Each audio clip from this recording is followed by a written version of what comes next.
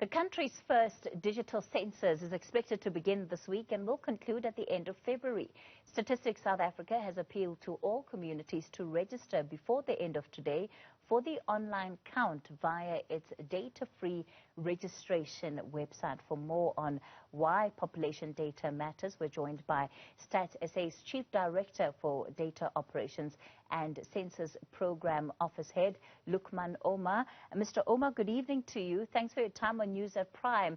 Firstly, let's talk about the move then to bring the census digital and online. How are you hoping that is going to increase the kind of responses that you need from people?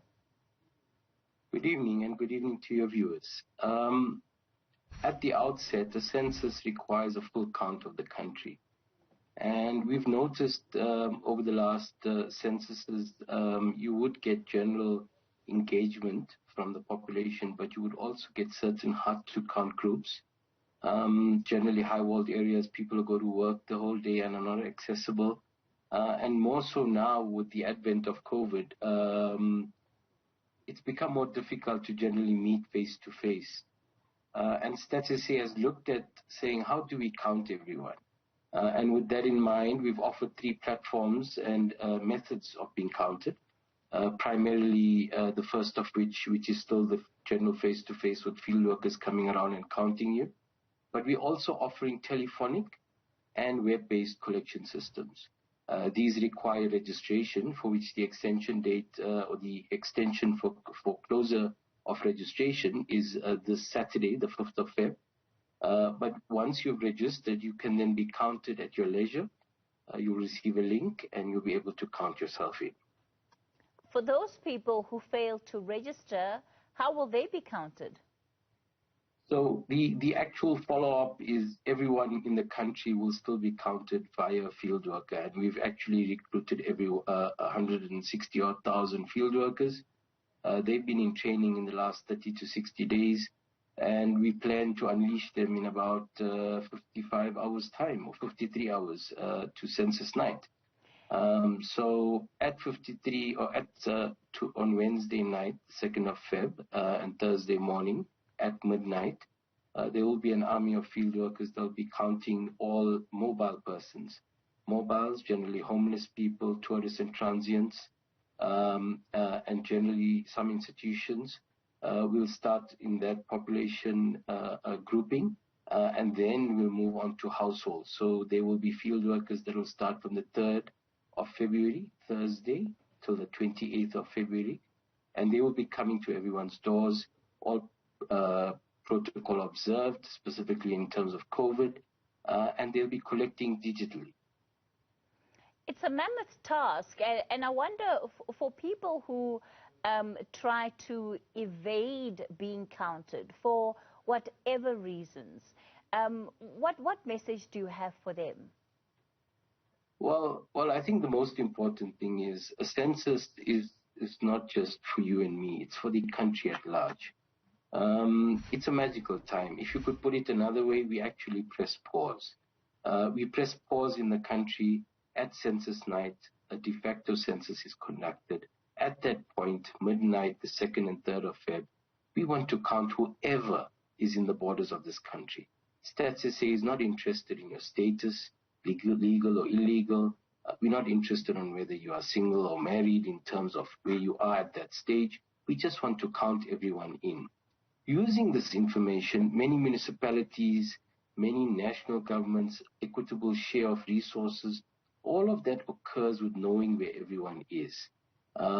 If I could put it in another way, the taxes that you and I pay, when the budget is released and the trillions of rands are spent and equated to every province and district, the only way the country knows, the only way Treasury knows, the only way municipalities know where development is needed, where resources are required, and where people are, is via counting yourself in.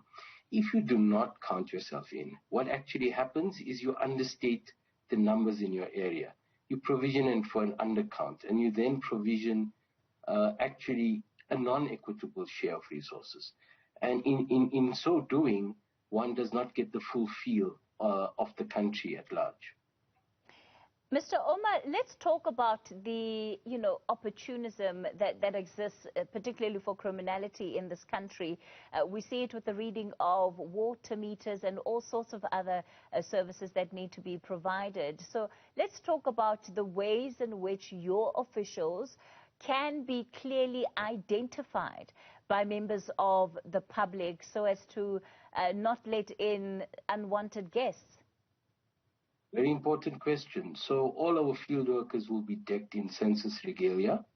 They will be wearing a census cap, a burb, with census identity card that has a watermark and their key information. But not only that, one would assume that maybe that could be manufactured. And so our census systems, our field worker verification systems, which will be available online from the 3rd of Feb, you will be able to verify an actual field worker to confirm that this is the field worker for my respective area. The picture, which is captured via secured means, is made available, and that information you can then verify and confirm. In addition to that, our census processes dictate that you do not necessarily need to engage directly with the field worker. If you feel uncomfortable due to COVID, due to many other issues, you can still open your door, allow for that engagement to occur. It will be a quickish process. There are a few questions on the household, etc., a few in terms of persons in the household. So if one is still uncomfortable, there are mechanisms where telephonic interviewing would then be made available.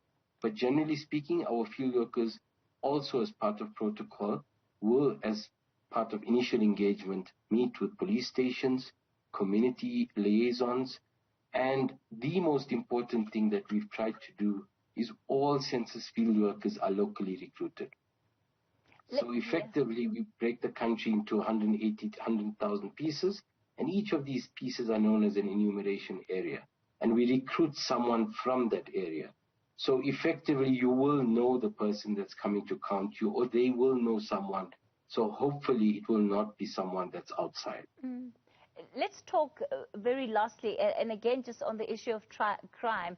We've seen it happen with some of the field workers for the health department who've come under attack, who've had equipment stolen from them, even though they were just part of awareness campaigns.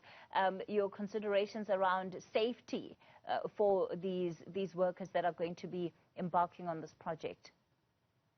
Very good question. We actually started testing our processes as well far back as 2016 with a large-scale intercensus survey. We went out with 13,000 field workers, and we had less than 0.01% of actual incidents at that stage. What we found was a close relationship working with net joints and local prof jocks. These are provincial joint operations committees with SAPs and other structures, security structures. Even with clusters and SAPs at large, what we then do is provision the ability that field workers are secure, they are provided with security services. But that's not to say it's in the way of life that one would come across such incidents and activities. But we've tried to make sure that all these eventualities are covered for. In the last, I would give us say 18 days, we've had a lot of people moving around, and as part of training, and thankfully there have not been any serious incidents. So generally speaking, we hope the plans that we have put into place will secure the field work at large. In areas where there are known incidents, we do provide police escorts, and SAPS has been a very close partner with us, even for the pilot last year with over 100,000 households. So we feel quite confident that we have the right plans in place. Status says Chief Director for Data Operations, who heads the Census Program Office, Lukman Omar.